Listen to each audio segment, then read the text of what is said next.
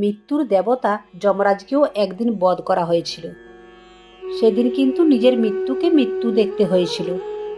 আর যিনি যমরাজকে বধ করেছিলেন তিনি আর কেউ নয়, স্বয়ং কালের কাল মহাকাল মহাদেব, শুধুমাত্র 16 বছরের এক ভক্তকে বাঁচানোর জন্য। মহারাজ যমরাজের বুকে এমন এক প্রচণ্ড লাথি মারলেন যে সেই মুহূর্তেই যমরাজের প্রাণ বেরিয়ে গেল। এই কাহিনী শুরু হয় মহান শিব ভক্ত ঋষি মৃকাণ্ড ও তার স্ত্রী মরুতমতি থেকে।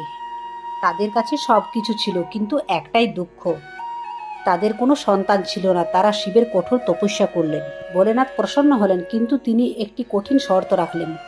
তিনি জিজ্ঞেস করলেন, তোমাদের কেমন সন্তান চাই? এমন একজন যে 100 বছর বাঁচবে কিন্তু মূর্খ হবে, নাকি এমন এক জ্ঞানী পুত্র যার আয়ু হবে মাত্র 16 বছর? ঋষি পাথর চাপার হৃদয়ে কম আয়ুর জ্ঞানী পুত্রকেই বেছে নিলেন। কিছুদিন পর তাদের ঘরে এক পুত্র সন্তানের জন্ম হয়। পুত্রের নাম রাখা হয় মার্কণ্ডেয়। মার্কণ্ডেয় বড় হতে থাকে, তার তেজ জ্ঞান ভক্তি দিন দিন বৃদ্ধি পেতে থাকে।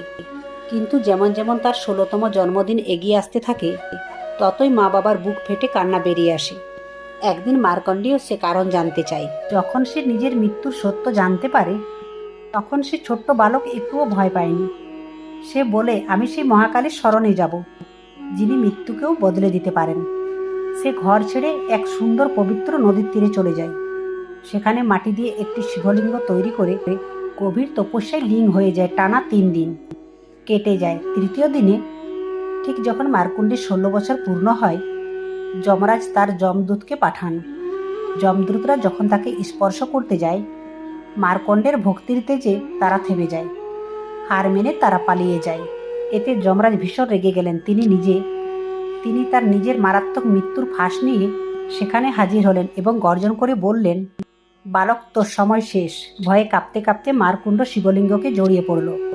যমরাজ তাকে ফাঁস ছুঁড়ে মারলেন, কিন্তু এটাই ছিল তার জীবনের সবচেয়ে বড় ভুল। সেই কাল ফাঁস শুধু বালককে নয়, শিবলিঙ্গকেও বেঁধে ফেলে। তিনি অজান্তে মহাকালকে বাঁধার চেষ্টা করেছিলেন। ঠিক তখনই এক প্রচণ্ড বিস্ফোরণ হলো। শিবলিঙ্গ ফেটে যায় এবং কালেরও কাল মহাকাল মহাদেব প্রকট হলেন। মহাদেব চিৎকার করে বললেন, মূর্খ, আমার ভক্তকে স্পর্শ করার অধিকার তোকে কে দিয়েছে? মহাদেব যমরাজের বুকে এক প্রচণ্ড লাথি মারলেন এবং নিজের ত্রিশূল দিয়ে সেখানে যমরাজকে বধ করলেন। সেই মুহূর্তে পৃথিবী থেকে মৃত্যু চিরতরে শেষ হয়ে গেল। এরপর মহাদেব মার্কণ্ডকে অমরত্ব বর দিলেন। পরে সৃষ্টির ভারসাম্য রক্ষার জন্য তিনি যমরাজকে পুনরায় জীবিত করেন। তবে সাবধান করে দেন, তিনি যেন শিবভক্ত